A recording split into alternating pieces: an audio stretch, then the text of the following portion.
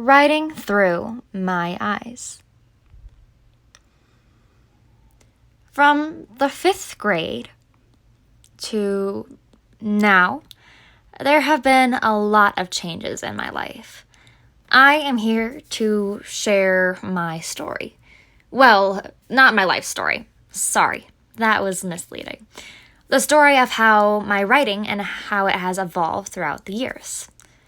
From the 5th grade, with my first big writing project that consisted of a book of well thought out poems, to me writing songs for psychology and physics during my senior year of high school, to now, where I am successfully writing full-blown research papers in college, and I am still excited about it.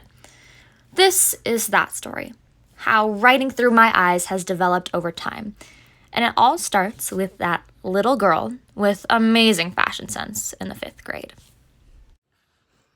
Writing has always felt like a task to me, so I was learning early on that I needed something I was passionate about to keep me interested in writing.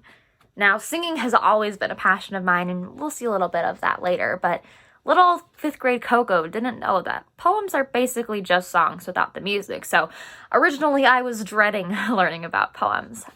Now, our big final project, as I mentioned, was to write a book full of our own original poems, and I was not excited about this at all. Then I realized that poetry is just an artistic form of writing, right up my alley, similar to the lyrics in the songs I would love to sing. Once I found something that I was passionate about to connect to this assignment, I got to work as soon as possible and ended up creating around 40 original poems in the book I ended up titling Corinna's Nerdy Nerd Book of Poems. Creative, right? Now I'm going to read one of them for you, and I think this one's my favorite. It's called Fire Blazing. Fire blazing, warmth raising, marshmallows burning, sticks turning and turning. Happiness found, family all around. Fire blazing, warmth raising. I felt everything fall into place after writing so successfully for one of the first times in my life. However, this feeling didn't really last for long, as I wouldn't get the chance to write something similar until my senior year of high school. Now, the beginning of this next story is a little more chaotic.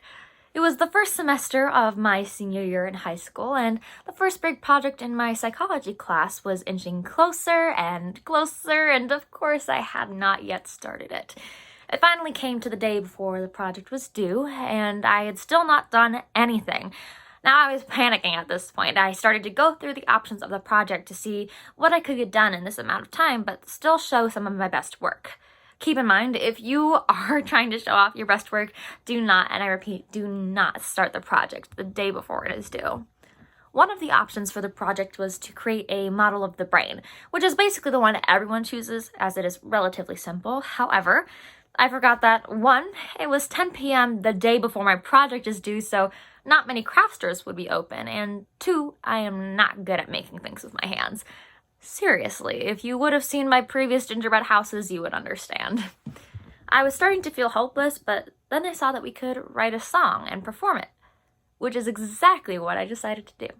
I remembered my fun experience of writing poems in the 5th grade and decided to do it again, but this time with a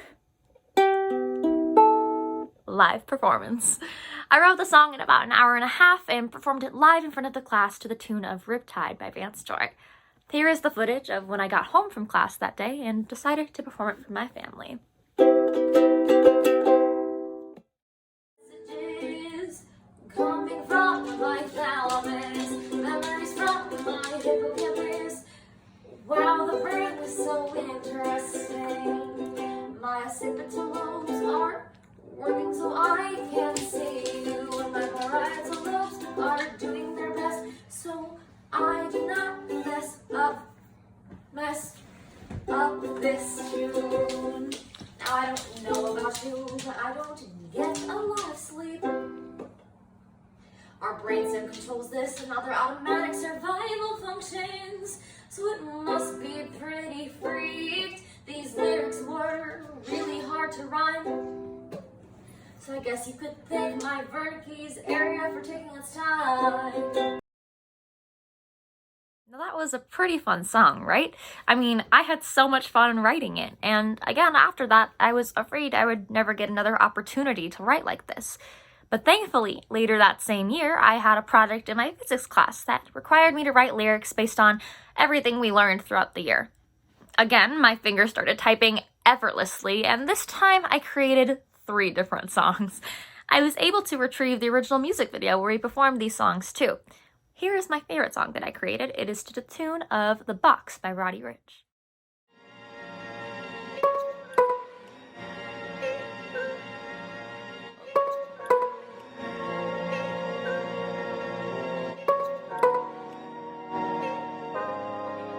Pull out my equation sheet, ready for the test next week. All you gotta use is v, as in velocity, delta x over delta t.